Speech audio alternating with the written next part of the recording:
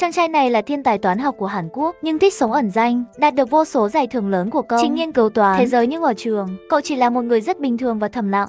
Ngày đó ở trường, xuất hiện một cô giáo cực kỳ giỏi về lĩnh vực toán học. Cô ra một bài toán vô cùng khó, thách thức những học sinh top đầu của trường. Mọi đáp án của những học sinh giỏi nhất nộp lên đều không đúng. Lúc cô bảy vọng định bỏ cuộc, thì lại nhận được đáp án của cậu học sinh kia rằng không có lời giải nào vì đề toán bị sai. Đó chính là đáp án mà cô giáo muốn. Vì cô cố tình ra sai đề để thử trình độ suy luận của học sinh. Thế nhưng cô không thể ngờ rằng cậu học sinh ấy sau này lại thích mình. Thậm chí còn làm ra những chuyện vượt quá quan hệ cô, cho ngay cả khi cô đã có chồng sắp cưới. Mối quan hệ cô trò này sẽ đi về đâu? Và sự nghiệp toán học của hai người sẽ có những bước đột phá. Thế nào thì mời các bạn cùng mình đón xem bộ phim cực hay này nhé. Có duyên cho cô giáo Junsu và thiên tài toán học Baek Se-ung-hu gặp nhau là trên một chuyến tàu siêu tốc cả. Hai đều nằm trong nhóm những người đạt giải cuộc thi Olympic toán học. Hôm nay là đến phiên Junsu ra một đề bài cho cả nhóm. Giải đề bài của cô là một cô bé đi tàu 1 km hướng về phía nam. Giữa đường xuất hiện một con gấu, tàu hỏa liền chuyển hướng, đuổi theo con gấu về phía đông 1 km, sau đó tàu lại đuổi về hướng bắc 1 km, cuối cùng tàu đưa cô bé trở về nhà. Vậy hỏi con gấu có màu gì? Đề bài rất là khó hiểu khiến nhóm chat xôn xao, ai cũng cho rằng đây là bài toán đố mẹo, không có câu trả lời khoa học. Thế nhưng Sung-hu ở trong phòng vệ sinh lại rất nghiêm túc giải đề. Bỗng nhiên trong nhóm chat có một người đưa ra được đáp án, đúng là con gấu màu trắng. Kansu phấn khích hỏi về cách suy luận của người này, nhưng anh ta không trả lời. Cô đành phải tự giải thích rằng vì xét theo đường chạy của tàu hỏa thì chính là chạy đến điểm cuối của Bắc Cực, mà gấu Bắc Cực lông trắng, vậy nên đáp án là con gấu màu trắng.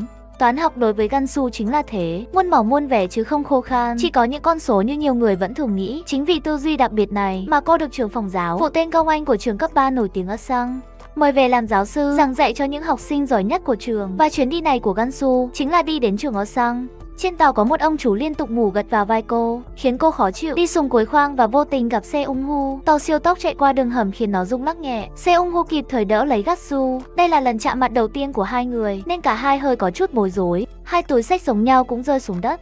Sau đó cả hai trở lại bình thường. Gulesu bị thu hút bởi 4 số trên mũ của Sung-ho. Tàu đến trạm dừng, Gulesu gấp gáp chạy đi lấy hành lý mà bỏ quên túi. Se-ung-hu tình ý phát hiện đem trả lại cho cô. Người đàn ông đến đón Junsu là chồng tương lai của cô. Anh đưa cô về căn nhà tân hôn của hai người.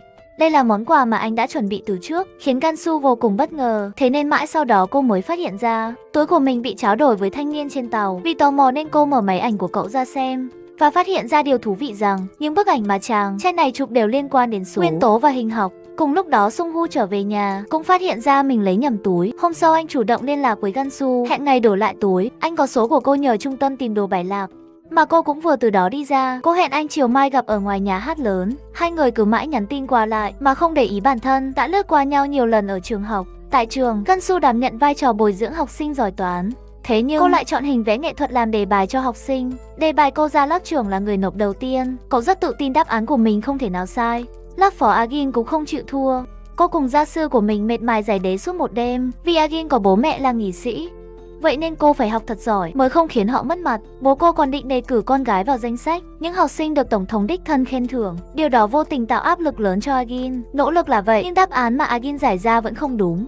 Những học sinh khác cũng không ngoại lệ. Duy nhất chỉ có tờ giấy vô danh của ai đó dán ngoài cửa là trả lời đúng. Đề bài này sẽ không thể giải được vì nó là đề bài sai. Junsu hỏi học sinh xung quanh mình nhưng không ai dám nhận là chủ nhân của tờ giấy. Cô chạy lên phòng bảo vệ kiểm tra camera thì nó cũng bị hư. Chuyện này nhanh chóng chuyển đến tai trưởng giáo vụ. Kansu bị gọi lên văn phòng đối với trưởng giáo vụ. Việc ra đi săn để thử học sinh là vô nghĩa. Mục đích bà mời cô về giảng dạy là để luyện ra những cái máy làm bài nhanh và chuẩn, đạt giải Olympic chứ không cần chúng tư duy. Điều này trái ngược hoàn toàn với mục đích của cô Kansu. Vậy nên cô quyết tâm tìm cho ra học sinh giải được đề bài của mình. Cô chơi chiều khích tướng, dán giấy nốt cho rằng câu trả lời này là sằng bậy vì không có căn cứ cụ thể. Điều này của nhiên chọc đến lòng tự tôn của Simho. Thế là cậu liền quay lại trường viết ra cụ thể lỗi sai của đề bài. Thật ra cô cũng chính là người tìm được đáp án con gấu màu. Chẳng thế nhưng đến khi cô Kansu quay lại thì người đứng trước tờ giấy dài để lại là Igin. Kansu vui mừng nghĩ rằng mình đã tìm được học sinh thông minh thực sự. Igin cũng không muốn từ bỏ vinh quang nên không hề phủ nhận suy nghĩ của cô giáo tan học. Si-ung-hu đến điểm hẹn chờ Kansu. Một lúc sau cô cũng đến, còn nói ra được ý nghĩa chính xác của dãy số trên mũ Sung-hu. Đó là số nguyên tố đặc biệt. Hai người trả lại túi cho nhau. Thế nhưng khi Kansu hỏi Sung-hu có thích toán không thì cậu lại lắc đầu rồi rời đi ngay. Không may trời bất chợt đổ mưa, cậu quay lại nhường chiếc ông duy nhất cho cô giáo. Quá bất ngờ nên Kansu không kịp phản ứng. Cũng trong khi đó bà Dong Anh chủ động hẹn Agin đến gặp. Bà ta biết thực lực của cô bé không thể tìm ra lỗi sai của bài toán, nhưng vẫn muốn cô bé phải nhận mình là người giải được đề bài đó. Chỉ có thế Agin mới được cô Kansu bồi dưỡng thành nhân tài. Agin đồng ý nhưng ngay sau đó cô đã bị vạch trần. Agin được gọi lên bảng, trình bày lại lỗi sai cho cả lớp thấy, nhưng cô bé lại không làm được. Gosu nhận ra vấn đề nhưng không vạch trần ngay, đợi cả lớp ra về cô mới gặp riêng Agin để hỏi chuyện. Agin thừa nhận thực lực của mình không thể giải được bài toán này. Trong lúc Onisu đau đầu tìm kiếm học sinh đặc biệt ấy thì cô vô tình xem được 6D ông của câu lạc bộ nhảy. Trùng hợp thay đoạn 6D ông này quay được bóng dáng Se-ung-ho đang giải đề. Đây chính là người mà Gansu đang tìm kiếm. Cô lập tức chạy đi khắp nơi tìm Se-ung-ho, cuối cùng thấy cậu đang nằm ngủ ở ghế đá. Sau trường học, tiếng gọi của cô giáo kéo cậu khỏi cơn ác mộng. Trong quá khứ, tại lần chạm mặt thứ 3 này, vận mệnh của hai người chính thức quấn lấy nhau. Josu chủ động giới thiệu bản thân, rồi nhìn bảng tên của Si-ung-ho. Cậu vẫn giữ im lặng đi theo cô đến phòng ôn luyện. Si-ung-ho không thừa nhận mình là người giải được đề bài, lấy lý do cậu dám nói dối. Giáo viên Gatsu phạt cậu sáng thứ 2 hàng tuần phải đến lớp bồi dưỡng này của cô để học. Si-ung-ho cũng không từ chối, cậu không thể phủ nhận niềm yêu thích toán học của mình. Đi ra ngoài nhìn bất cứ đồ vật gì, qua mắt cậu cũng đều hiện lên những con số và công thức. Lại nói về bà Dông Anh, bà ta không chỉ đơn giản phải điều hành trường cấp 3 danh tiếng Anh sung, mà còn phải giữ cho nó đứng tắt để đối đầu với trường quốc tế của em gái. Nếu hai chị em không thể chứng minh năng lực của mình với bố, thì vị thế trong nhà sẽ bị lung lay. Vậy nên ngay sau bữa tối với bố và em gái, Dông Anh lập tức hẹn gặp riêng nghị sĩ, cũng là bố của Agin, để bàn về việc sẽ cài người của mình vào ban giám khảo của cuộc thi Olympic, mục đích để chọn ra người thắng cuộc có lợi cho họ. Dù là thế thì trường Sang cũng phải tìm ra học sinh xuất sắc nhất để cử đi thi. Từ nguồn thông tin mà chồng sắp cưới có, Gonisu cũng biết về cuộc thi này. Cô rất muốn Se-ung-ho đại diện cho khoa toán của trường đi thi. Thế nhưng khi kiểm tra kết quả học tập của cậu, cô phát hiện ra cậu bé này luôn cố tình làm sai để không đạt điểm tuyệt đối. Vậy nên cô quyết định từ giờ phải khiến cho cậu học sinh này bộc lộ tài năng. Hôm sau cô gọi Si-ung-ho đến lớp bồi dưỡng, cho cậu ghép những tấm ảnh mà cậu chụp thành các dạng, giảm phân dạng và tích phân của toán cao cấp. Si-ung-ho vô cùng ngạc nhiên vì cô giáo là người thứ hai nhận ra ý nghĩa đằng sau những bức ảnh của cậu. Gansu muốn cậu hãy tham gia cuộc thi tuyển chọn của trường, sau đó đại diện cho trường thi Olympic, nhưng ngay lập tức bị cậu từ chối. Sung-ho cho rằng cô giáo có ý đồ nên mời đối xử đặc biệt với mình. Gansu không thèm giải thích, cô không quan tâm trí thông minh của Sung-ho. Thứ cô quan tâm là đôi mắt nhìn thế giới bằng con mắt toán học của cậu. Sau đó cô viết lên bảng một đề bài. Khi Se-ung-ho giải ra đáp án thì cậu cũng sẽ hiểu trái tim mình muốn gì đến lúc đó. Muốn tham gia cuộc thi hay không cũng không muộn. Không ngờ, ngay sau đó bố của Se-ung-ho chủ động đến tìm Gatsu, cho cô xem minh chứng con trai ông được tuyển thẳng vào mắt. Luyện toán từ năm 8 tuổi, người bố muốn cô giáo tiếp tục rèn luyện con trai mình để nó đi thi Olympic. Thế nhưng ông ta không muốn tiết lộ về lý do. Sung-ho trở nên ghét toán học, sợ quá khứ cậu từng bị tổn thương gì đó, nên Junsu từ chối đề nghị của ông bố. Phía bên khác, Agin âm thầm tìm đến Gong Anh, xin bà đặt cách cho cô trở thành người được chọn thi Olympic mà không cần thông qua cuộc thi tuyển chọn cấp trường. Thế nhưng ngay lập tức bị bà từ chối. Sau đó bà còn đặt áp lực cho cô bé, nếu không thể thắng cuộc thi cấp trường thì cô không xứng với ngôi trường danh tiếng này nữa. Trở lại với Se-ung-ho, dù cậu không muốn nhưng trí óc vẫn mãi suy nghĩ về đề toán của cô Gansu mà bất giác giải nó. Song song lúc đó cô Gansu cũng tra cứu về Sung-ho lúc 8 tuổi. Cô nhận ra có lẽ năm đó bày bại trong cuộc thi Olympic toán học nên sau này Sung-ho mới không dám nhận mình là thiên tài nữa. Suốt đêm đó cả cô và trò đều không ngủ được. Gulesu đành đạp xe đến trường giải khuây thì bất ngờ phát hiện Sung-ho cũng đang ở đây. Giải đề cô ra, cô trợ giúp cậu một tay. Ngay lập tức hàng loạt ý tưởng nảy ra trong đầu hai người. Lý thuyết của người này đánh thức niềm say mê toán học của người kia. Cả hai say sưa giải đề mà không để ý trời đã sáng từ lúc nào. Đến khi bảng chằng chịt những công thức, dù họ vẫn chưa thể tìm ra lời giải thì cả hai mới tạm thời dừng lại. Se-ung-ho phát hiện cậu đã có thể đánh thức sự run rẩy, sự hưng phấn và sự chìm đắm lúc giải đề. Còn cô Gansu thì nhận ra học trò của mình đang bị ép buộc phải đối diện với bóng ma tâm lý, vậy nên cố quyết định để cho cậu được tự do lựa chọn điều cậu muốn. Thế nhưng cảnh cô trò cùng nhau giải đề đã lọt đến tay trưởng giáo vụ. Bà lại đang săn lùng học sinh xuất sắc nên không thể bỏ qua cho Sung-ho. Cùng lúc đó, Agin và bố đi xem đua ngựa chiến mã. Được chọn luôn là con mạnh nhất và chắc chắn sẽ thắng. Điều đó khiến Agin bắt đầu cảm thấy tự ti, vì ngay từ lúc sinh ra cô đã không phải người giỏi nhất.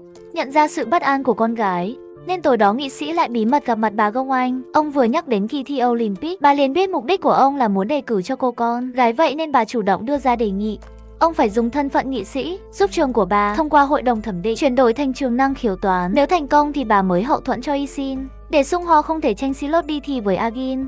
Trưởng giáo vụ liền mời bố của Sung-ho lên trường gặp mặt cho ông xem cảnh con trai mình say sưa giải toán. Người bố xúc động đến bật khóc, nghĩ con đã lấy lại được tinh thần năm xưa. Gong Anh liền chấp lấy thời cơ khuyên người bố hãy chuyển Sung-ho sang trường khác để cậu bộc lộ hết tài năng. Trở về nhà, hai vợ chồng ngồi xem lại đoạn video của con trai lúc nhỏ yêu thích với toán học mà vô cùng tự hào, mong thằng bé sẽ một lần nữa sống lại niềm đam mê và tài năng đó. Đợi Se-ung-ho về nhà, mẹ lập tức ôm chặt lấy cậu.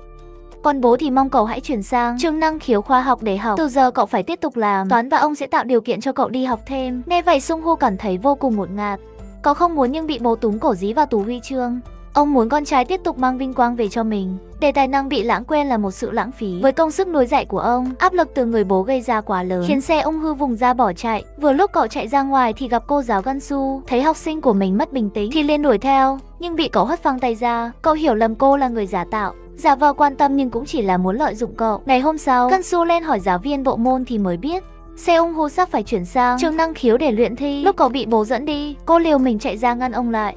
Dù ông là bố của Se Ung Hu nhưng không có quyền ép buộc thằng bé. Cô muốn ông hãy giao Se Ung Hu cho cô dạy, chỉ có để cho cậu tự do làm toán thì tài năng của cậu mới có thể bay cao. Ông bố không nghe lọt tai được chữ nào, nhất quyết bắt con trai phải lên xe chuyển trường. Mà tất cả cảnh này đều bị Dong Anh ở trên cao chứng kiến. Mọi thứ vẫn đang nằm trong sự sắp xếp của bà ta. Người bố chở Sung Hu chuyển đến trường mới tham quan. Trong lúc đó Gansu cùng các giáo viên khác đang ra để thi cấp trường tuyển chọn học sinh. Đến ngày trường cấp 3 sang tổ chức kỳ thi tuyển thì Sung Hu phải làm bài kiểm tra năng lực để được nhận vào trường năng khiếu. Cậu cố gắng giải đề thật nhanh. Song song lúc đó cô Gansu cũng cố kéo dài thêm thời gian. Bắt đầu mong Se Ung Hu sẽ kịp quay lại trường Sang tham dự kỳ thi tuyển. Còn 1 phút cuối cô phải tự mình ra đóng cửa. Thế nhưng bị một bàn tay giữ lại. Sung Hu không làm cô bể vọng. Cậu vui mừng cho cô giáo biết mình đã tìm ra đáp án của đề toán. Tối hôm qua Gonisu vui mừng, lập tức kéo học sinh của mình vào phòng, yêu cầu trưởng giáo vụ cho cậu tham gia cuộc thi tuyển. Sự xuất hiện của Sung Hu đe dọa đến toàn bộ học sinh giỏi có mặt. Trong đây Dong Anh dù không muốn, nhưng Sung Hu chưa hoàn thành thủ tục chuyển trường nên vẫn có quyền tham dự kỳ thi của trường Anh Sung Do. Trước đó Agin được thầy toán cho biết trước đề, nên giờ cô bé chỉ cần viết lại những gì đã học thuộc. Còn Sung Hu tự giải 100%, nhưng tốc độ không hề thua kém Agin. Kết thúc giờ làm bài, Isin đến trách Sung Hu tranh xì lắc. Đi thi Olympic với mình, giờ cậu có thể thẳng thắn cho cô biết cậu thích toán. Còn cô đi thi là bị ép buộc, kết của kỳ thi đã có. Cả Agin và Sung Hu đều đạt điểm tuyệt đối. Agin không cam tâm với kết quả này. Còn Sung Hu thì không quan tâm mình có được đi thi hay không, mà cậu chỉ muốn tiếp tục học toán cùng cô giáo. Gansu được gọi lên phòng giáo vụ bàn về chuyện đi thi Olympic vì cô từng thi Olympic nên hiểu rõ luật chấm bài. Nếu hai người cùng đạt một mức điểm thì phải thi lại cho công bằng. Gong Anh biết thực lực của Agin sẽ không thắng được Si Ung Ho, vậy nên bà ta liền mời phụ huynh của hai học sinh đến. Bà nhờ mối quan hệ của nghị sĩ hỏi ra được có một trường không có học sinh tham gia thi Olympic, vậy nên bà quyết định cho Igin làm đại diện của trường đó để cùng đi thi với Sung Hu. Vậy là bà ta vừa giữ được nhân tài Sung Hu cho trường của mình, vừa giúp con gái của nghị sĩ được đi thi Olympic. Nghị sĩ không bằng lòng trong một đối thủ mạnh như Seong Hu tồn tại, thế nhưng Song Anh vẫn muốn giữ thiên tài cho trường mình. Bà ta ôm một khát vọng lớn, đó là cải tiến trường Anh Sung thành một trường hoàng gia chuyên đào tạo nhân tài cho đất nước, không bị chi phối bởi bộ giáo dục để có thể kinh doanh bằng tiền học phí. Rồi mai sau con cái của các cán bộ cấp cao đều sẽ được gửi vào ngôi trường này cho bà ta đào tạo. Nghệ sĩ nghe mà ngớ hết cả người. Tin tức Se Ung Hu và Igin đều sẽ được ôn luyện để đi thi Olympic khiến cả trường nhốn nháo. Katsu sẽ là giáo viên luyện thi cho hai người. Đề bài đầu tiên cô đưa ra cho cả hai là dùng ngôn ngữ toán học phác họa nên một chủ đề rồi trình bày trong vòng 3 phút. Igin không ưa Sung Ho và cả cô Gansu nên kiếm cớ bỏ về trước. Hôm sau danh sách trúng tuyển vào câu lạc bộ toán học của cô Gansu đã có Sung Ho đậu. Những cậu bạn trong câu lạc bộ nhảy cũng đậu. Chỉ riêng lớp trưởng tài năng là rớt. Cậu vô cùng bất mãn kéo quân đi tìm Gansu. Sung Hu sợ họ nói lời tổn thương cô nên kéo cô vào một góc. Thế nhưng Gansu không hoảng loạn, cô bình tĩnh vào phòng giải thích cho lớp trưởng hiểu. Cô lựa chọn học sinh dựa trên góc nhìn toán học sáng tạo của họ, không dựa trên những công thức học thuộc. Nếu lớp trưởng còn thắc mắc thì có thể hỏi cô trong buổi hội thảo toán học. Trưa mai hôm sau, Gansu thực sự tổ chức một buổi hội thảo toán học. Tất cả những học sinh có gì thắc mắc liên quan đến toán, cô đều giải đáp cho. Riêng lớp trưởng vẫn còn giận nên đứng một góc không tham gia ra chơi. Cậu để tìm Agin cà khịa. Cô giờ cũng phải ở chung câu lạc bộ với Se Ung Hu. Thế là liền bị cô đáp trả. Những người giỏi như họ cũng phải thua những kẻ gọi là thiên tài như Seong Hu mẹ. Lớp trưởng không cam tâm việc con trai bị rớt câu lạc bộ toán, thế là liền tìm Trong Anh phàn nàn. Ba Đanh trở về gọi Junsu đến nhắc nhở cô đừng quá cứng đầu. Thế nhưng cô không sợ câu lạc bộ toán của cô vẫn sẽ vận hành. Gong Anh bất lực chỉ đành tặng cho Gansu một chậu cây. Bà muốn xem cô sẽ bồi dưỡng ra một thiên tài cao lớn thế nào. Gansu trở về trường học.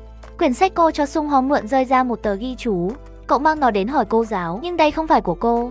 Tờ giấy có liên quan đến công trình nghiên cứu vector nổi tiếng, vậy nên Sung Hu rất tò mò ai là chủ nhân. Thế là Gansu liền dẫn học trò đến một viện dưỡng lão. Cô vào trong tìm người, còn cậu ở ngoài chơi cờ với một cao thủ. Ông chính là bố của Gansu. chủ nhân công trình nghiên cứu vector. Theo chuyển động của ánh sáng trong ma trận nghiêng, có cơ duyên gặp ông. Sung Hoo liền hỏi về sự lặp lại của những con số. Trong tờ giấy, ông liền hướng góc nhìn của cậu ra một không gian lớn hơn, đó là số vô hạn. Trong số hữu hạn là hàng trăm công thức toán học rộng lớn chỉ từ vài con số. Thế nhưng vì cứ mãi nghiên cứu một con số mà ông trở nên tâm thần như hiện tại. Đây cũng chính là nỗi khổ tâm của Gatsu, là lý do mà cô không thích toán học, bị gò bó bởi những con số. Do đó cô nhìn toán học qua hình ảnh ngày. Hôm sau, ý tưởng thuyết trình của Si Ung Hu được Gansu công nhận. Để lấy thêm tư liệu cho chủ đề, Gansu muốn rủ Agin và Si Ung Hu đến buổi triển lãm ở đảo Gesu. Thế nhưng Agin vẫn còn bực tức nên không đi. Chỉ có mình Si Ung Hu và Gansu cùng đến buổi triển lãm. Những bức tranh nơi đây đều được vẽ bằng những con số của toán học nên rất đặc biệt. Xem tranh xong, hai cô trò còn đến thư viện tìm hiểu về lịch sử hình học. Junsu muốn hỗ trợ hết mình để Sung Hu tìm được chủ đề thuyết trình. Mai đến tối cả hai mới về. Sau khi ăn xong, hai người bị lớp trưởng nhìn thấy. Thế là cậu ta liền nảy ra một ý tưởng xấu xa. Ngày hôm sau học sinh, toàn trường rầm rộ bởi hình ảnh nóng của cô trò Gansu. Agin biết là lớp trưởng làm cô không đồng ý với cách chơi bẩn này. Nhưng khi nghe cậu nói sẽ cản bước Se Ung Ho giúp cô lại bắt đầu dao động. Se Ung Ho sau khi biết tin, lập tức tìm lớp trưởng quýnh cho một phát. Sau đó thêm một phát nữa, cậu định tiếp tục nhưng bị bạn bè cản lại. Vụ việc nhanh chóng truyền đến tai Gong Anh, khiến bà ta rất thích thú, muốn xem Gansu xử lý việc này thế nào. Trên văn phòng, lớp trưởng và Siêm Hu đều không mở miệng, thừa nhận tội lỗi của mình. Tệ hơn là vụ này được giao cho ban phòng chống bạo lực học đường giải quyết. Nếu họ làm căng, Sung Hu sẽ mất tư cách đi thi. Gansu đến hẹn đi xem váy cưới với chồng sắp cưới nên không thể đi theo bảo vệ Sung Hu. Cô vô cùng xinh đẹp trong bộ váy trắng tinh, như lòng lại lo lắng cho học trò. Vừa nhận được tin báo của giáo viên chủ nhiệm, cô cấp tốc cởi váy, xin lỗi chồng và mẹ chồng rồi chạy đến trường gấp. Trên văn phòng, mẹ của lớp trưởng đang làm ấm lên vì con bà ta bị quánh. Cậy có chồng là cục trưởng cục truyền thông. Mẹ lớp trưởng nhất quyết đòi nhà trường xử phạt Se Ung Hu, nếu không bà sẽ không để vụ này yên. Nghe vậy Gansu liền lấy ảnh ghép ra cho bà xem. Học trò mà dám bôi nhọ cô giáo như vậy, vụ này mà rầm rộ trên mạng thì con trai bà ta sẽ là người bị chỉ trích nhiều nhất. Thậm chí nếu đem ra xử phạt trước hội đồng nhà trường thì học sinh ấy sẽ bị đuổi học. Mẹ lớp trưởng nghe vậy run rẩy đến không nói nên lời, lập tức quay xe thay con trai xin lỗi cô giáo. Giải quyết xong vụ này, Junso đến tìm Sung Hu, cô trách cậu dùng bạo lực, nhưng cô cũng vui vì cậu dần lấy lại cảm xúc vui buồn và biết tức giận, không sống như một hòn đá nữa. Sung Hu quyết định sẽ biểu hiện ra hết những gì cậu muốn, như lời cô Junsu nói. Nghe vậy cô mới an tâm trở về nhà chồng sắp cưới. Nhìn bức ảnh vợ bị bôi nhọ mà vô cùng tức giận. Anh muốn cô nghỉ việc tại trường, nhưng đây là điều mà cô không muốn qua. Hôm sau tình hình đã bớt căng thẳng hơn, cả lớp trưởng và Se Ung Hu đều chịu nhún nhường, xin lỗi nhau và xin lỗi cô giáo. Gansu cũng không để bụng nên tha thứ cho học trò. Giải quyết xong việc trường học, Gansu mới có thời gian ở bên chồng. Hai vợ chồng được mời đi ăn cơm với nghị sĩ. Hai sĩ ngỏ ý mong Go Nisu giúp đỡ con gái ông trong bài nghiên cứu thi Olympic, nhưng không ngờ cô lại nói thẳng mình đã đọc qua ý tưởng nghiên cứu của Agin và phát hiện ra nó quá hoàn hảo, như thể có chuyên gia nhúng tay vào, chứ năng lực của một học sinh cấp 3 không thể làm được. Nghị sĩ nghe vậy thì sự trần, lần đầu tiên có người dám vạch trần ông ta như thế. Quả nhiên sự thật là vậy, vì cũng trong lúc đó, mẹ Agin đang ngồi nói chuyện với bà Gong Anh và được biết con gái mình sẽ được chuyên gia của viện nghiên cứu khoa học giúp đỡ. Nhưng người ngoài nhìn vào thì vẫn tưởng cô bé ôn luyện cùng Gansu và Siêng Hu. Gansu dù biết cuộc đua này không công bằng, nhưng cô không thể vạch trần nghị sĩ ngay. Kết thúc bữa ăn, vợ chồng cô còn buộc phải nhận qua hối lộ từ nghị sĩ. Trên đường trở về, chồng sắp cưới cho Gansu biết cuộc thi Olympic sắp tới do nghị sĩ chủ trì, sớm đã định trước người thắng cuộc. Mục đích của nó chỉ là để liên kết hiệp hội toán học và bộ giáo dục. Gansu biết được sự thật thì vô cùng bức xúc. Cô yêu cầu chồng phải gửi trả lại quà cho nghị sĩ ngay lập tức. Sau đó cô xuống xe tự đi bộ về. Trùng hợp cảnh này lọt vào mắt Se Ung Hu. Cậu chạy theo cô giáo, thấy cô buồn bực, cậu liền tặng cô cây kem vừa mua để học trò không phải chịu bất công. Hôm sau Gansu đã đích thân chở Se Ung Hu ra đảo Gesu lần nữa để lấy ý tưởng. Trùng hợp thấy mẹ con Agin cũng đến đảo để phát biểu về bài nghiên cứu của Agin, đó là công trình nhận diện khuôn mặt. Còn cô trò Gan Su thì vào một căn phòng, khối hình thoi cộng thêm sự phản xạ ánh sáng, tạo ra một không gian mờ ảo, khiến Se Ung Hu rung động trước cô giáo. Mỗi lần giơ máy ảnh chụp tư liệu, Se Ung Hu đều bất giác chụp lén cô giáo vài tấm. Lúc ngắm tranh của Wenger, Se Ung Hu mới thừa nhận cậu chưa thể giải được bài toán cô đưa ra, giải thế nào cũng tồn tại lỗ hổng. Gansu tiết lộ đó là bài toán đến cả bố cô cũng không chứng minh được, vậy nên Sung Hu không cần quá chìm đắm vào nó. Buổi tối, hai người cùng ngồi ngắm sao và nghe chung một bản nhạc. Những cảm giác rung động của Sung Hu càng tăng cao. Trở về sân bay thấy cô giáo chờ lâu nên ngủ gật. Se Ung Thư chủ động đến ngồi bên cạnh, nhẹ nhàng đẩy đầu cô giáo dựa vào vai mình cho thoải mái. Cùng lúc đó Agin và mẹ cũng quay lại sân bay. Cô vô tình chứng kiến được cảnh này, cô bạn hoàn toàn có thể nhân cơ hội này hạ bệ Se Ung Hu, nhưng Agin không làm vậy. Đợi mẹ đến cô liền kiềm cớ kéo mẹ ra chỗ khác, tránh để bà nhìn thấy cảnh này rồi làm rối tung lên. Hai cô trò quay lại, Se Ung Hu đợi cô giáo lên nhà an toàn thì cậu mới an tâm trở về tư liệu tranh ảnh ngày hôm nay. không khiến Sung Hu khơi dậy hứng thú toán học bằng hình ảnh của cô giáo. Hôm sau đến trường, Kansu bị Gong Anh gọi đến nhắc nhở, đừng quá thiên vị cho học sinh nào hơn, nếu không đứa còn lại sẽ cảm thấy tủi thân và ghen tị. Dường như người đàn bà này biết hết mọi thứ đã xảy ra hôm qua. Kansu còn chưa hiểu chuyện gì thì Agin lại đến tìm cô. Cô bé cho rằng cô giáo yêu thích thiên tài Sung Hu hơn mình. Việc phải cạnh tranh với một kẻ giỏi bẩm sinh như thế rất khó khăn. Với Agin, Kansu an ủi học trò đừng quá mẫn cảm. Cô không hề thiên vị ai. Và hãy xem cuộc thi Olympic là một mùa lễ hội mà. Sống hết mình với nó. Igin đứng ngoài cửa lớp. Sự ghen tị mà cô dành cho Sung Hu thể hiện rõ trên khuôn mặt. Đề tài mà Sung Hu chọn để thuyết trình khiến Kansu vô cùng bất ngờ. Cậu học sinh này quả nhiên có tài năng. Cô tặng lại cho cậu hòn đá là búa hộ mệnh, tượng trưng cho niềm yêu thích toán học của mình. Rất nhanh đã đến cuộc thi Olympic được mong chờ nhất. Igin vẫn chủ động tách khỏi cô trò Kansu, nói là đến phòng chờ, nhưng thực ra là trở về xe với mẹ để lấy bản thảo thuyết trình đã soạn sẵn. Còn cô trò Kansu thì đến xem bài phát biểu của giáo sư toán học. Còn 20 phút nữa là đến giờ thi, nên Kansu phải đến phòng thi chuẩn bị trước Sung Hu. Ở lại sảnh vô tình gặp lại người thầy từng huấn luyện mình lúc nhỏ. Sự gò bó và áp lực khiến cậu không thể thở nổi mà né đi, nhưng vẫn bị thầy nhận ra. Sự tung hô thiên tài của những giáo sư kỳ cựu dành cho Sung Hu khiến cậu nhớ lại nỗi đau trong quá khứ mà vùng ra bỏ chạy. Thì ra người đàn ông trong ký ức ấy là anh trai của Sung Ho.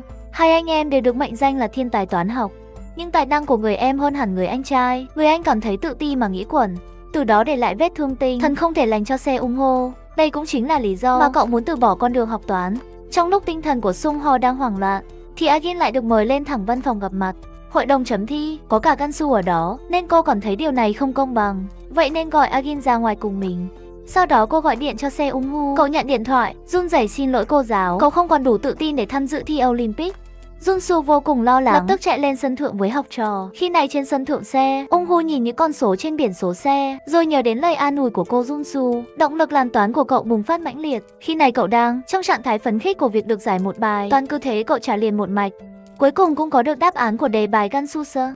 Sung-hu vừa dứt bút cũng là lúc cô chạy lên đến nơi. Nhìn bài toán mà học trò đã giải được cùng những giọt nước mắt của cậu, cô vô cùng bối rối, nhưng cậu nhanh chóng nhắc nhở cô sắp đến giờ thi. Họ phải nhanh chóng đến phòng thi. Cũng may cả hai đến vừa kịp lúc điểm danh đến tên của Sung-hu. Sự xuất hiện của cậu khiến Agin bất an. Bố mẹ Agin, bố mẹ Sung-hu và em gái của bà Gong Anh đều đến tham dự. Toàn bộ học sinh tham gia kỳ thi này đều chọn chủ đề công nghệ 4 chấm, không làm đề tài thuyết trình.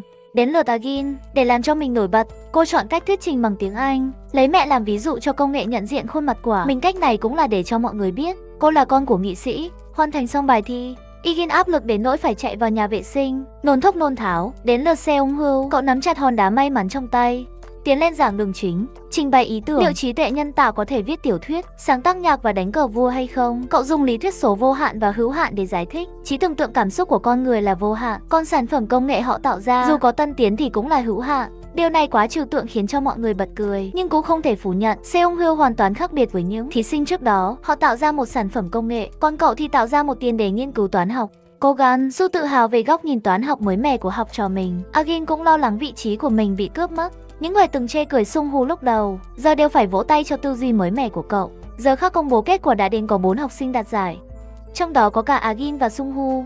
Thế nhưng người đạt được giải thưởng cao nhất lại là Agin. Nhưng không ngờ lần này lại có những 2 giải thưởng lớn, vì ban giám khảo người nước ngoài rất ấn tượng với bài phát biểu thiên về nhân văn học của Sung-hu, vậy nên cậu cũng xứng đáng đạt giải thưởng cao ngang. Agin cô giáo vui mừng cho học trò, ba mẹ tự hào về con trai, còn hiệu trưởng thì mặt xị như đống bùn. Cuối buổi Sung-hu rất muốn chụp cùng cô Gansu, nhưng cô lại bị chồng dẫn về sớm mất. Không ngờ Se-ung-hu lại đuổi theo. Vừa hay chồng cô Nisu nhận được điện thoại của cấp trên nên ra chỗ khác, nên Se-ung-hu kéo cô giáo lên sân thượng để cô nhìn biển số xe đã giúp cậu giải được bài toán của cô. Nó là dãy số nguyên tố vô cùng cân đối. Giờ đã đạt được thành tích nên Se-ung-hu mở lòng hơn. Cậu kể cho Gansu nghe về người anh từng đồng hành của mình trong lò đào tạo thiên tài. Anh ấy cũng là người bạn đầu tiên của cậu nên cậu rất quý. Không ngờ vì một đáp án đúng mà cậu tin ra đã khiến công trình anh ấy nghiên cứu mấy năm đổ bể, và anh đã chọn cách kết thúc cuộc đời. Biết được sự tình, Gansu vô cùng cảm thông cho học trò, vì bố cô cũng vì bảy bại trong công trình nghiên cứu cả đời mà trở nên phát điên như hiện tại.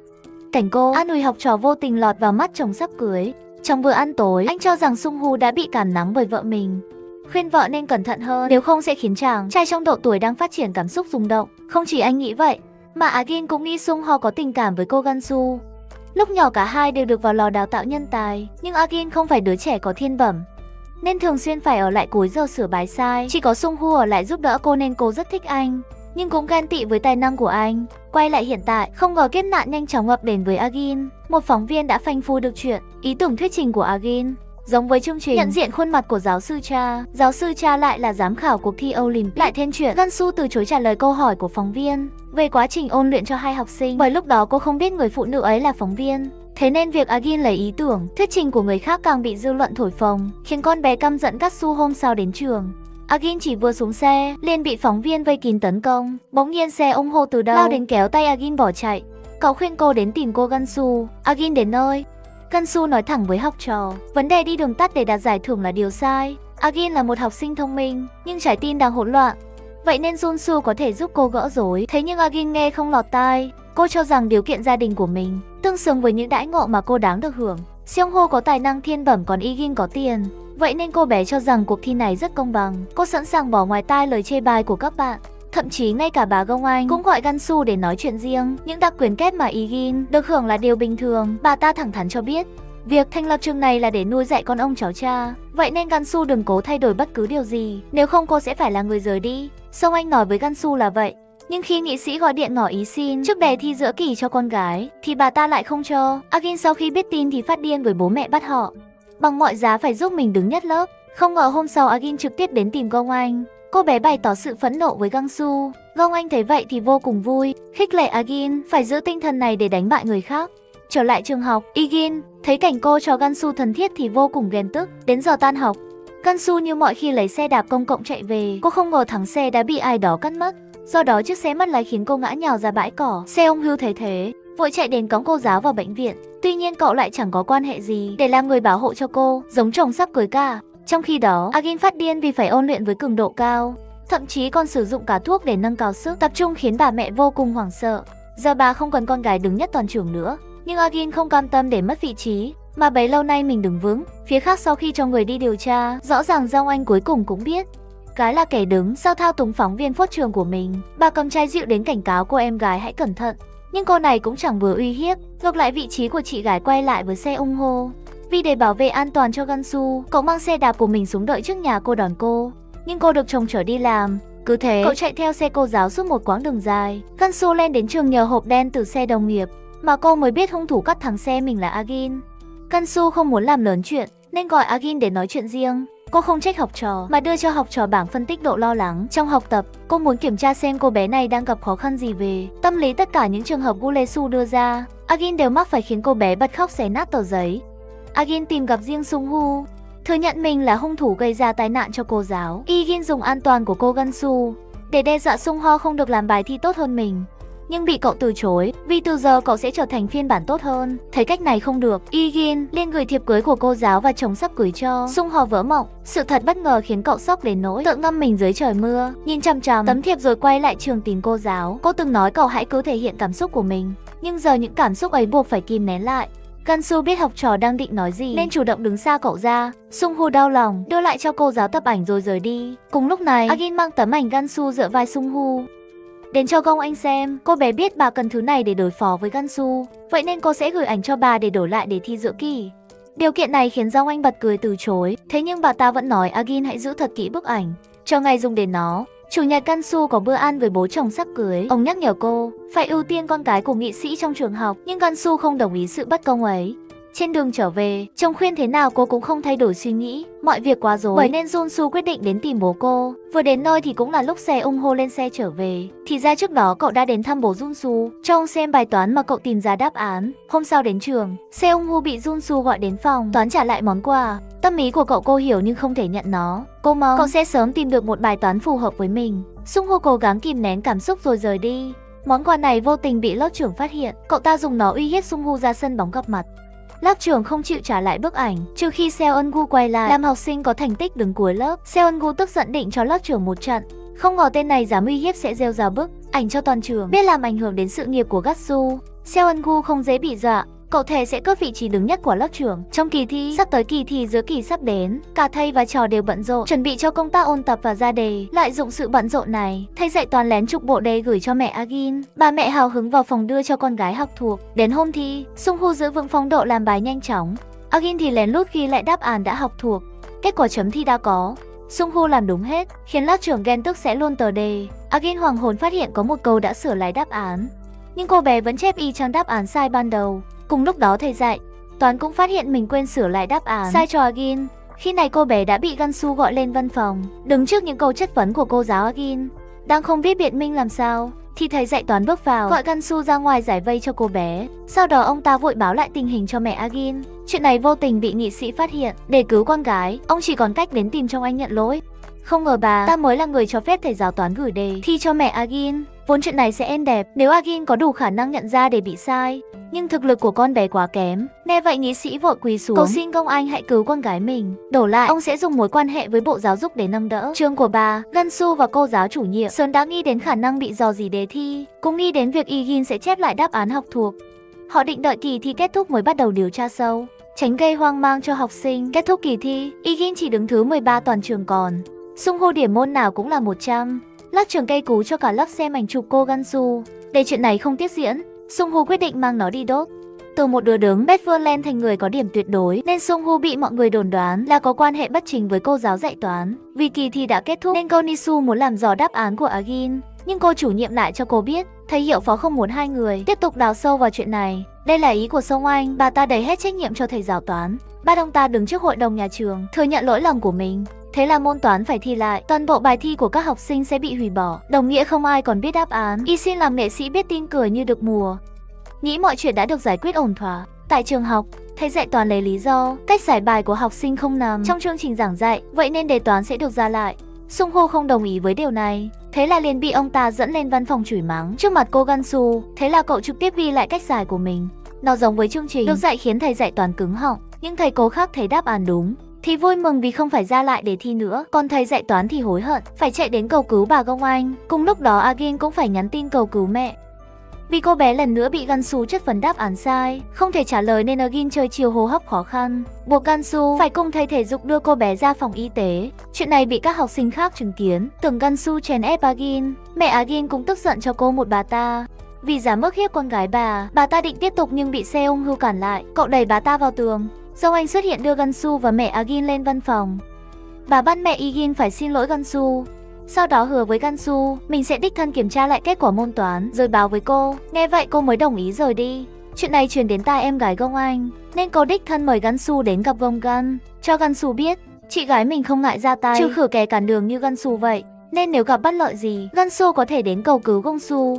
Mà toàn bộ chuyện này đều nằm trong tầm nắm của Gong Anh. Trên đường trở về, Gansu vô tình gặp Sungho. Cậu khó khăn lắm mới nói ra được lời chúc mừng hôn lễ của cô. Cô cũng cổ vũ cậu hãy vững niềm tin với con đường toán học. Sungho quay đi cố kìm nén cảm xúc. Hàng loạt ký ức từ lần đầu gặp Gansu hiện về trong tâm trí. Hôm sau là ngày diễn ra hôn lễ của Gansu. Học sinh trong câu lạc bộ toán đều đến chúc mừng. Cô giáo riêng Sungho chọn cách đi dự hội thảo toán học để tránh né thực tại.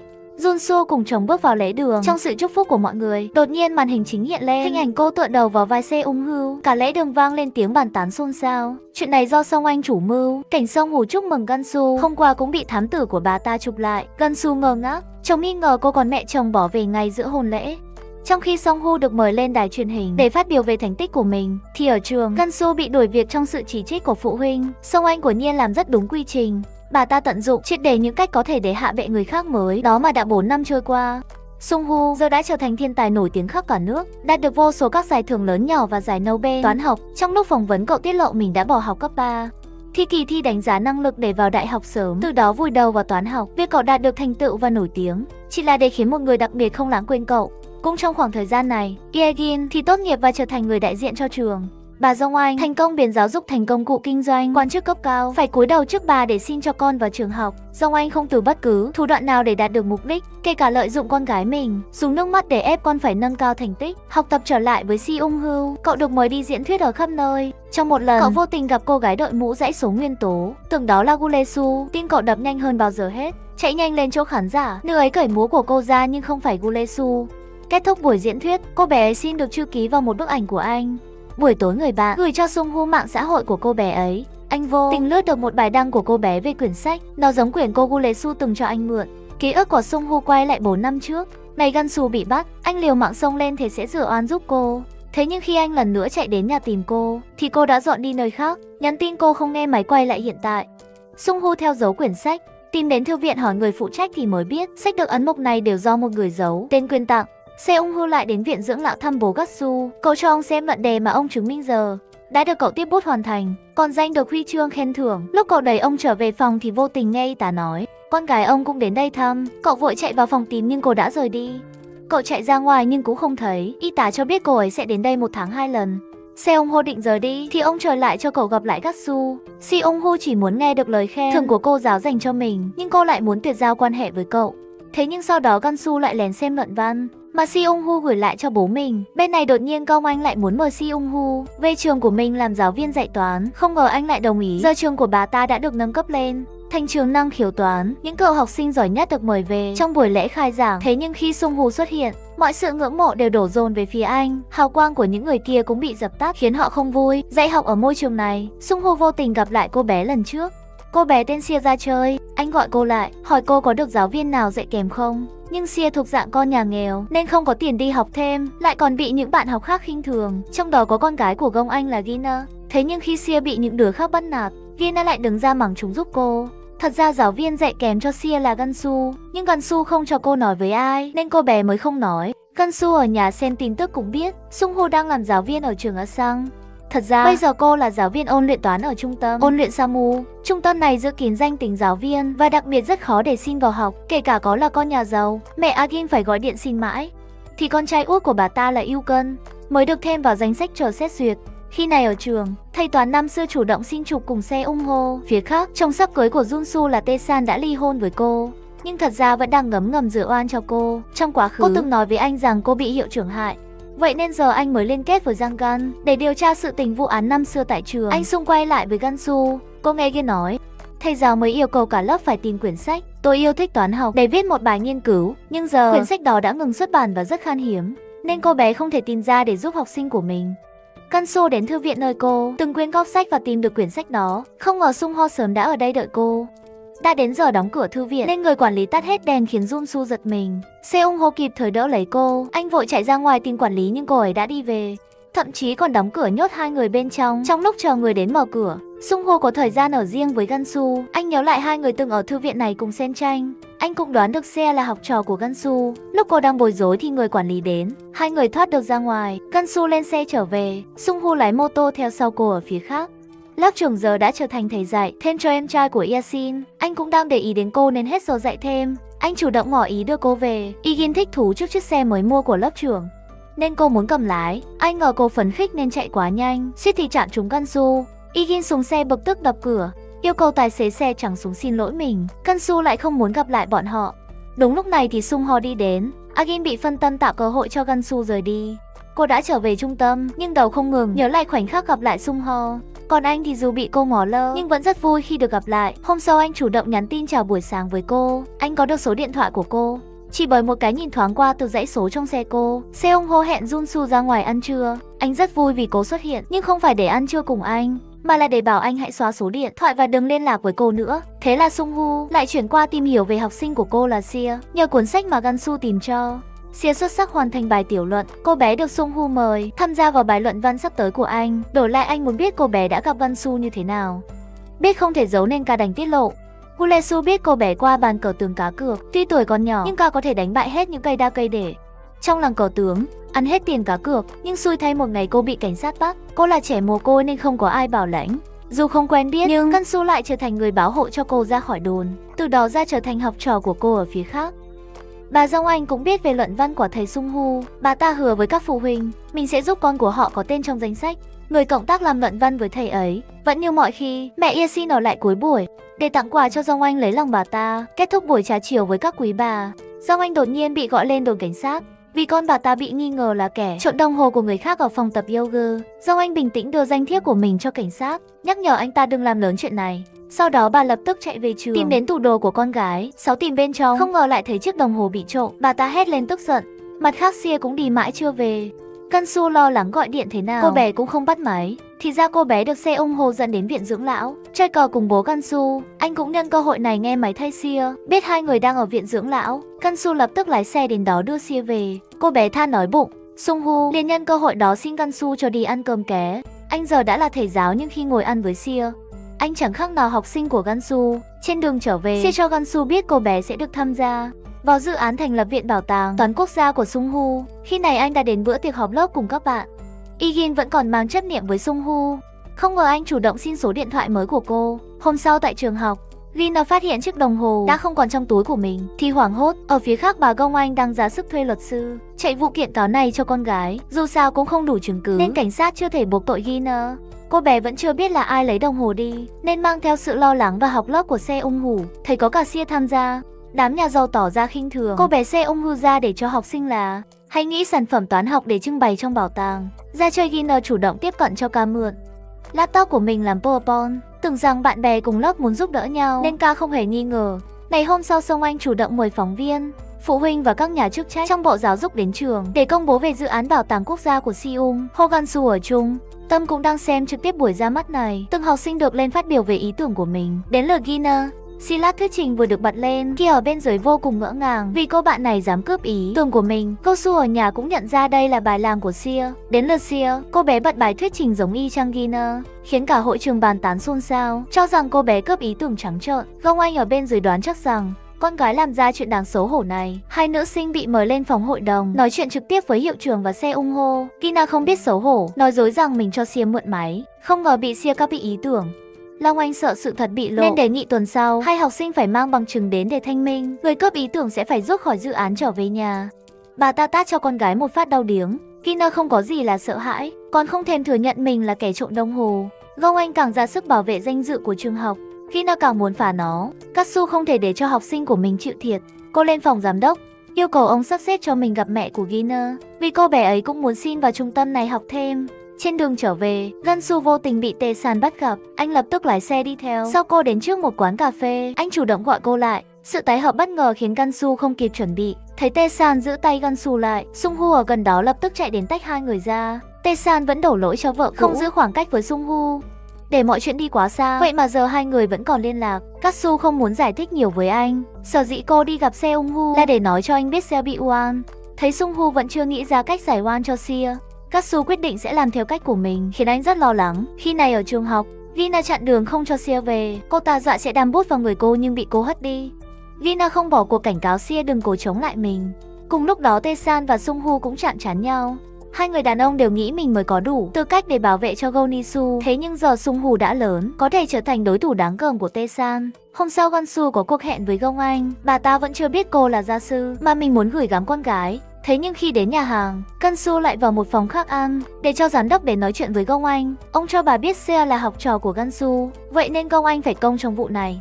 Nếu vụ này giải quyết ổn thỏa thì Gan-soo mới hết lòng dạy dỗ con gái bà. Cuộc nói chuyện của họ đã được Gan-soo ghi âm lại hết. Sau đó cô mua đồ ăn đến cô nhi viện tìm xe. Không ngờ So Mil cũng ở đây. Anh mang đồ chơi toán học đến tặng cho bọn trẻ. Katsu không muốn gặp anh nhưng anh vẫn đi theo cô, tặng cô giày thay đôi cào gót khiến cô đau chân. Phía khác, mẹ Agin bắt đầu nghi ngờ chồng mình ngoại tình. Từ dữ liệu trên ông Tô, tin nhắn trên đồng hồ hộp đen của ông Tô cũng bị xóa mất, càng khiến bà bất an. Thế là bà liền gắn máy nghe lén lên vô lăng. Khi này ông chồng đang ở cùng Gong Anh. Bà ta muốn lợi dụng viện bảo tàng toán học của Sung-hu sắp thành lập, biến nó thành tiếng vang tốt cho trường của mình. Để lấy được thiện cảm của Sung-hu, bà đích thân cho anh xem đoạn phim con gái mình ăn cắp bài thuyết trình của Sia. Bà mong anh bỏ qua, nhưng anh trực tiếp loại Gina ra khỏi dự án của mình, khiến hiệu trưởng sửng chân. Nhưng sau đó bà ta cũng phải thỏa hiệp với quyết định này. Ngay khi Sung-hu rời đi, thấy hiệu phó lập tức chạy vào báo tin sốc việc Gong Anh lợi dụng quỹ quyên góp của học sinh nghèo đã được tung lên báo. Bà ta tức điên gọi điện chất vấn em gái, nhưng cô ta không làm việc này. Không ai có thể ngờ được người viết báo là Gan-soo. Cô sớm đã ghi âm được cuộc nói chuyện giữa Gong Anh và giám đốc bà.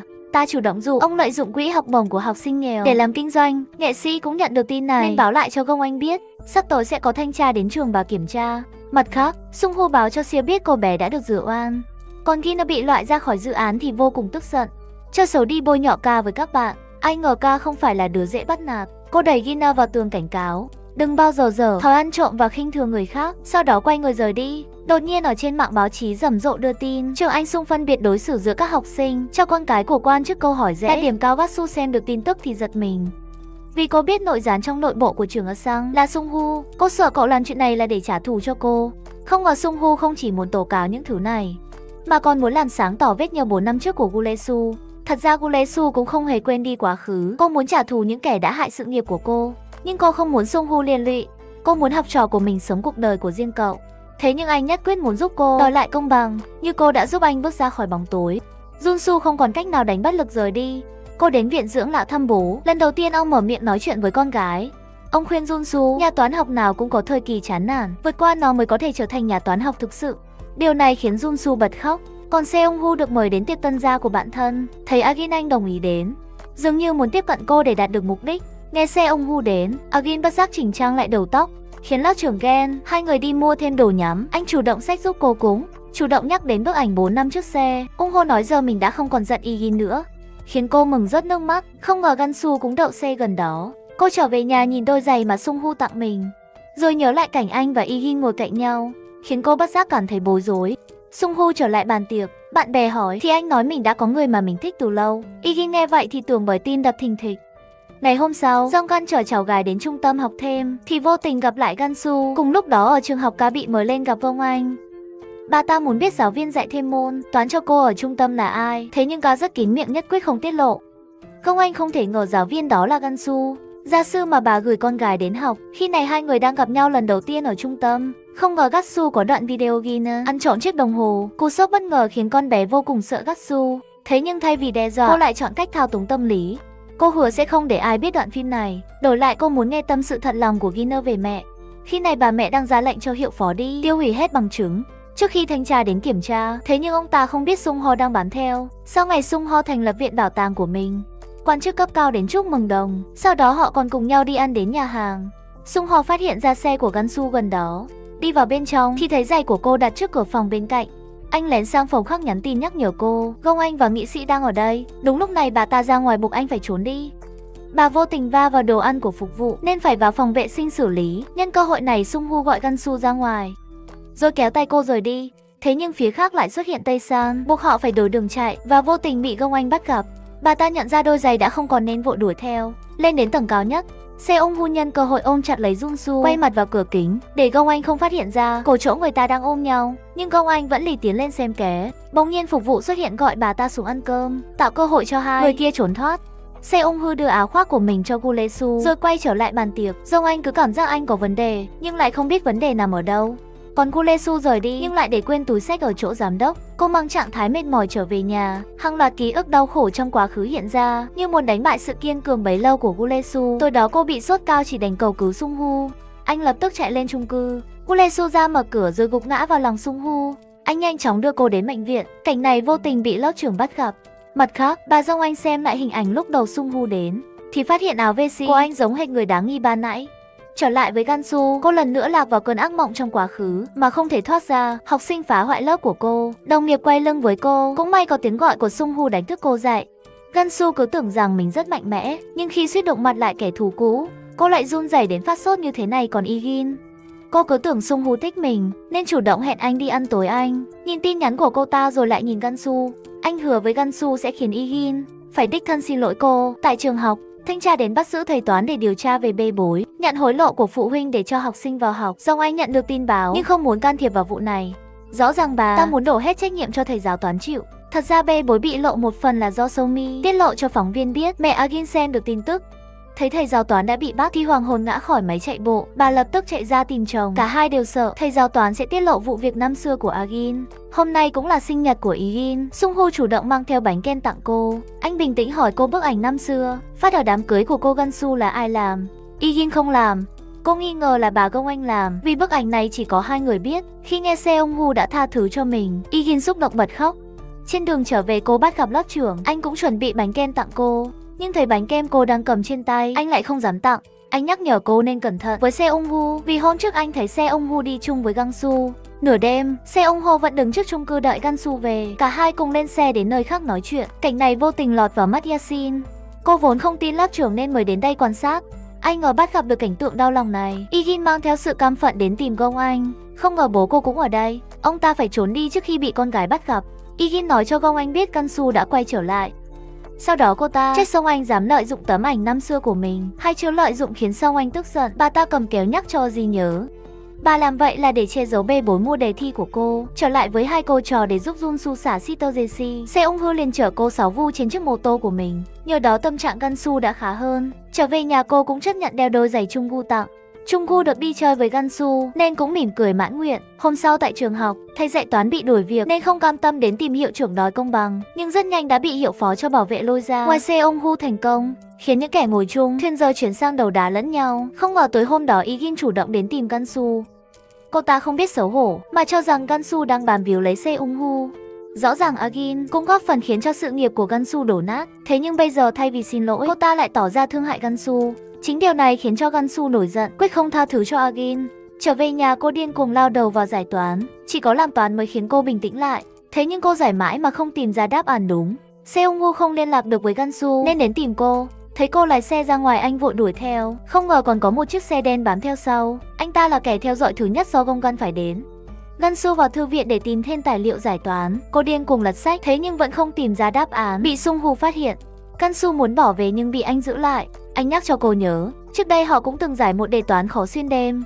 Dù không tìm ra lời giải, nhưng họ vẫn tận hưởng sự lo lắng, bất an và cảm giác cao trào khi giải một đề toán. Vậy thì bây giờ cớ sao Gansu lại bỏ cuộc? Giữa chừng cô nhận ra mình đã tột dốc nên bật khóc. Anh liền ôm chặt lấy cô. Khoảng cách gần gũi, không ra đi mắng, khiến cảm xúc hai người tự kéo lại gần nhau. Sung-hu muốn hôn cô, nhưng Gansu kịp thời thoát ra khỏi những cảm xúc mông lung này. Bỗng từ phía xa có tiếng động, Sung-hu liền đuổi theo ra đến bên ngoài. Kẻ theo dõi thứ hai lên xe chạy mất. Vậy mà một lúc sau lại xuất hiện kẻ theo dõi thứ ba. Ông ta chụp được cảnh Sung-hu che mưa cho Gansu ra xe. Kẻ theo dõi thứ hai là do Gong Anh phải đi. Bà ta vô cùng đau đầu khi biết Sung-hu liên kết với Gansu trả thù mình. Vậy mà bà còn mời Sung-hu về trường làm việc. Đa thế còn giao con gái cho Gansu dạy dỗ. Do mọi thứ đang rối tung lên ngoài tầm kiểm soát, khiến bà ta phát điên. Phía khác, Seong-ho đến viện dưỡng lão thăm gia sư. Đợi ông ngủ anh mới dám thú nhận với ông rằng mình thích con gái ông. Quá khứ họ bị ngăn cấm, nhưng tương lai chắc chắn anh sẽ bảo vệ cô. Trở lại với Gong Anh, bà ta giả vờ rất giỏi con có thời gian khiêu vũ vui, vẻ với bố thực chất là để lấy lòng ông ta. Gonggan cũng đến ăn cơm trưa với bố. Vị trí chủ tịch quỹ còn trống giữa Gong Anh và Gonggan. Trường của ai biểu hiện tốt thì người đó sẽ được lên nắm quyền để thắng em gái. Hiện tại Song Anh chưa thể đuổi Sung-hu ra khỏi trường, vì bà ta cần lấy viện bảo tàng toán học của anh làm kỳ tích. Phía Song-gan cũng không vừa, cô ta xin tê sang số điện thoại của Go-su. Mục đích là muốn lợi dụng Go-su để làm sống dậy bề bối trước đây của trường cấp 3 Asang, từ đó hạ bệ chị gái và lên nắm quyền chủ tịch quỹ. Ngày Seong-hu phát hành sách, Gansu đặc biệt mang theo một đóa hoa đến chúc mừng. Có một phóng viên chụp ảnh hai người lại, khiến Gansu giật mình. Seong-hu lập tức yêu cầu anh phải xóa bức ảnh vừa nãy, đi đến nơi riêng tư. Seong-hu mới dám chụp ảnh cùng Gansu. Tấm đầu tiên cô còn gượng gạo, nhưng đến tấm hình thứ hai cô đã mỉm cười. Khi trở về chung cư, hai người vô tình bị lớp trưởng và Igin bắt gặp. Igin không dám xuống xe, còn lớp trưởng thì mặt dày đi xuống, tiếp tục cà khịa Sung-hu và Gansu. Gansu giữ bình tĩnh rời đi. Sung-hu cảnh cáo lớp trưởng đừng làm phiền cô. Sau đó anh trở về nhà với bố mẹ. Đây là lần đầu tiên anh trở về nhà kể từ 4 năm trước. Bố mẹ đều đã bỏ qua quá khứ chào đón con trai về nhà. Sung-hu chủ động vào bếp nấu món canh mẹ thích. Xong bữa ăn với bố mẹ, anh không quên gửi ảnh chụp chung cho Gansu. Cô đang vui vẻ xem, anh thì nhận được tin nhắn hẹn gặp của Song-gan. Bên phía khác, Igin cũng hẹn thầy Toán đến gặp mặt. Ông ta tưởng cô muốn giúp mình, nào ngờ cô gọi ông đến để cảnh cáo ông đừng ngu ngốc khai ra tên của cô, nếu không tội trạng của ông sẽ càng nặng hơn. Trở lại trường học, bài toán ca nhờ bố Gansu giải được. Cô bé đăng lên trang toán học. Nó vô tình trùng khớp với luận văn mà ông từng nghiên cứu. Thế là Sia trở thành kẻ copy bài của người khác. Cô bé vội gọi điện cầu cứu Gansu. Gansu cũng không ngờ bài toán đó bố mình từng đưa vào luận văn. Hiện giờ Sia đang phải gặp hiệu trưởng. Cô bé ra sức giải thích rằng mình không cố tình. Đạo văn Gong Anh không quan tâm điều đó. Thứ bà ta quan tâm là vị giáo sư kia có phải bố của Gansu, và Gansu có phải người bảo hộ cho ca ở trung tâm ôn luyện hay không. Bà ta bắt cô bé phải khai ra danh tính của Gansu, nếu không bà sẽ cắt học bổng và đuổi cô bé ra khỏi trường. Ca không còn cách nào khác, đành gọi Gansu đến trường cứu mình. Biết là nguy hiểm nhưng Gansu không thể làm ngơ. Cô buộc phải quay lại địa ngục 4 năm trước đã hủy hoại sự nghiệp của mình, gặp lại người đàn bà đã dẫm đạp lên cuộc đời mình. Cô làm chứng khẳng định Sia không ăn cắp luận văn, mà đó là do bố cô hỗ trợ cô bé làm bài.